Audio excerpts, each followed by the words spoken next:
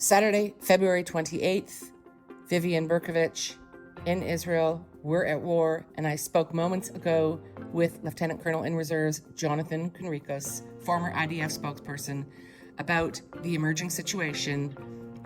Israel and America launched preemptive attacks on Iran, and there have already been counterattacks launched by Iran against U.S. bases in the Middle East and Israel. Listen to our discussion from moments ago. It's shortly after 1 p.m. in Israel. Saturday morning, Lieutenant Colonel Jonathan Conricus, busy morning so far for both of us in Israel. Lots of sirens, heard a few intercepts, more than a few intercepts. And we were both just listening to a briefing from the IDF spokesperson about the situation and what we are now in, which is a new war. And what's the name again? Remind me. Well, it has two names. One is Roaring Lion, and the Americans call it Epic Fury. Yeah, I love that Epic Fury. That is just so Trumpian. So give us your best assessment of what's going on. Give us your best assessment of what's going on and what we might be looking at in the next 12 hours, 24 hours. Yeah. So what's going on is that the U.S. and Israel, in a highly coordinated operation, even though it has two different names, but the tactical and operational coordination appears to be seamless, both on offense and defense. What the U.S. and Israel are doing are actually aiming to weaken or overthrow the Iranian regime. I understand that that is the objective, not based on what the IDF is saying, but based on what the Prime Minister of Israel, Netanyahu, and the U.S. President are saying, specifically aiming at overthrowing the regime, both speaking about the Iranian people being able to, in the future, to reclaim their country. So we are talking about military operation that have a desired outcome of either minimally, significantly weakening the Iranian regime or maximally actually bringing the regime down. So far, what the Israelis and Americans have done is massive strikes that are ongoing as we speak. It's around 12:30 p.m. and there's massive strikes in Tehran, Western Iran, and across the different targets that are part of the Iranian regime. It is still unclear how many senior regime officials, which appear to have been the target of the first salvo or the first strikes, it's unclear the BDA, how many were killed, how many are wounded. The Iranian regime is reporting that the so-called supreme leader, I'm not sure how supreme he is these days, but the supreme leader is reportedly safe, and so is foreign minister. But still questions about Ali Larijani, the very important advisor to Khamenei, the supreme leader, and Pezeshkian. I still don't have official Iranian confirmation, for what it's worth, about their safety. But I hear budding positive results based on preliminary BDA from IDF sources that the results of the first salvo can and perhaps were positive. Now, in terms of other targets that have been struck, military targets, facilities, locations, missile launchers in Western Iran, a very important target. And I understand that the Americans have been striking naval targets and additional military targets in addition to the regime targets and personnel targets. The Iranians have fired back, and so far they are true to their word in the sense that they promised that if they would be attacked, they would ignite a regional war, and they have indeed fired at multiple targets in the region. We're talking about, first and foremost, Israel, but Kuwait, UAE, Qatar, Bahrain, and Jordan are so far targets that where we have seen Iranian missiles either being fired at and in some cases exploding on the ground. Bahrain confirmed a hit on the HQ of the 5th American Fleet, and I understand that there have been hits in Kuwait.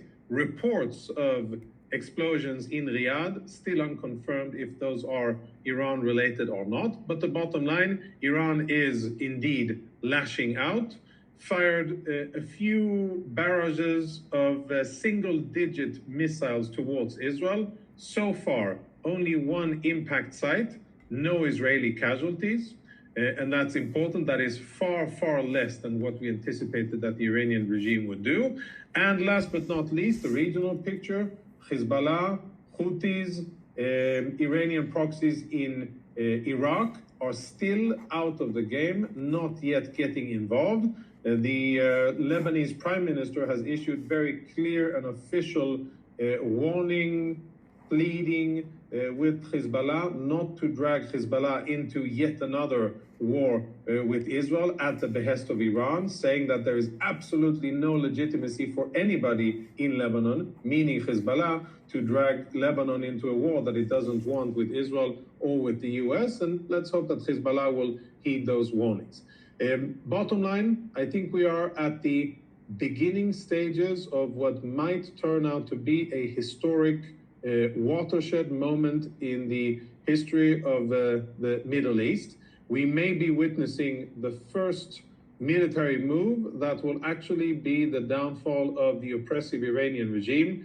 I have to say that personally, I hope that is what will happen.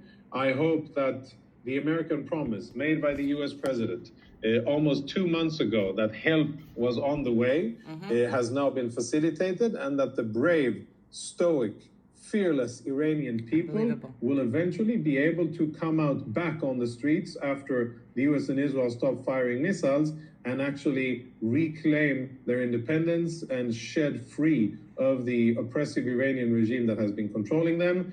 I'm hopeful, but we are in for at least a very minimum tough days ahead. It may go further than that, but the bottom line is that I think we are in the beginning of an historic event.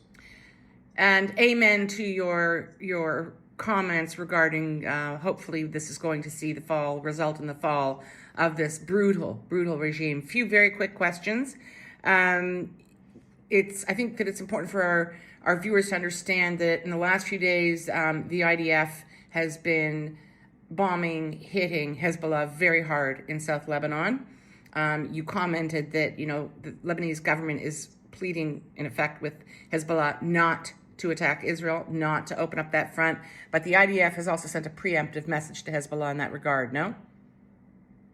Yes, the IDF has been striking Hezbollah. It has really escalated the intensity and scope and location of targets. A few days ago, Israel struck in northeastern Lebanon in the Bekaa Valley, which is quite unusual. And Israel has struck various locations with the intention to get Hezbollah to understand that now is not the time, as if there ever was one, but now is not the time to be messing around. If they do, Israel enjoys full freedom of movement, full intelligence and aerial superiority, and Israel will strike Hezbollah very hard, including with the collateral damage that will come out of it if and when they get involved in fighting. Qatar, the base, the very largest air base in the Middle East, the American base in Qatar, has been hit by Iran. Has there been any comment that you know of out of Qatar since this began? No, I haven't heard. I've heard the Emiratis respond, saying that they will respond to Iranian aggression. But I think it's interesting because the El Udeid air base in Qatar was basically empty. Yeah. A few planes were left there, but this allegedly important strategic asset that the U.S. has in the region was virtually empty of aircraft. Right. We saw the Muwafaq Salti air base in Jordan accumulate most of the American tankers and fighter jets. We've seen American tankers deployed and ready at Ben Gurion Airport.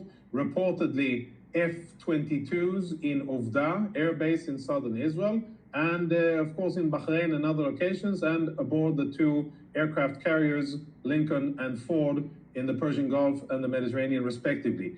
What that brings into mind to, ponder about in the future is, well, how important is it really for the U.S. to have an air base if it depletes it once go time is near? So that'll be a topic to discuss for the future, but I have not seen any statement from the Qataris, which is interesting because they're usually fast to respond to anything happening, whether it's regarding Israel, Gaza, Palestinians, or anything else.